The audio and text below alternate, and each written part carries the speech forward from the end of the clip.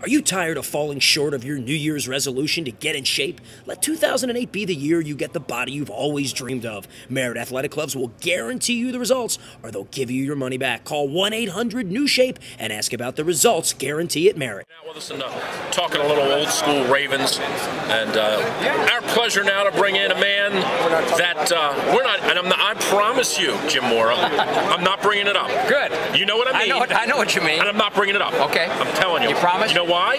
Because you're going to get me Masters tickets. That's why. Oh, yeah. I'm not that big a wheel with Ticketmaster yet. Jim Mora's in town talking a little bit about the Ticketmaster. We're going to get to that in a few minutes. The game, though, obviously on Sunday, and Bill Belichick's won enough of these. Let Tom Coughlin win one. Nice. But from your standpoint, Belichick and Coughlin, a really neat story there, obviously, with Coughlin 3 games in. A lot of people thought this year he might be on his way out. And Belichick is about ready, if everything goes well on Sunday, to engineer a 19-0 season.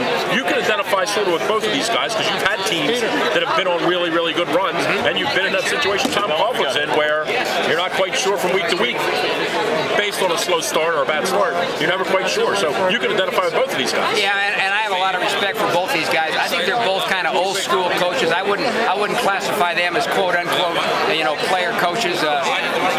Tough guys, demand a lot from their players, disciplined guys. You hear the Patriot players talk all the time about the focus, the humble pie, all that kind of stuff, the demands that he puts on them from week to week, and certainly has paid off. But, Tom entering the season, like you said, a lot of criticism, a lot of stress, and then you lose your first 2 games to keep that team together, especially in New York with the media focus and all that. I think he's done a tremendous job. I mean, and then there was a lot of talk in that last game how he was going to approach it, whether he was going to play as good guys the whole game, even though they had everything sewed up that they could sew up for the playoffs. And I have a lot of respect for him for doing what he did and going all out to play that game, had some guys get hurt, but still did it. And I think that helped this team going into the playoffs. I remember I read a quote by Eli a couple weeks ago in the paper. He said he'd never been in a locker room after a loss that was so upbeat as that team was, the Giant team was, after that Patriot game in the last game of the season. I think this gave them a lot of confidence to do what they've done in the playoffs.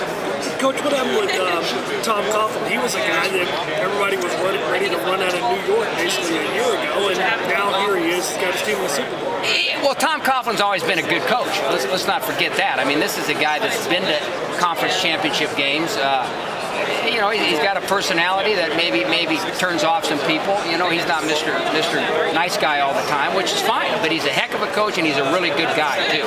And I've known Tom for a long time, and I have a lot of respect for him. But nothing really happened to him. I know the players talk a lot about the change that he made this year. Maybe he became a little bit more relaxed. Maybe he became a little bit more available to the players. And I'm just assuming this from what I've heard. He established that council of players, leadership council. The communication between the team and him might have gotten better, but I don't think he's a whole lot different than he's ever been. He's got a good young team, a lot of good players, and he's coaching the heck out of them, and they're winning.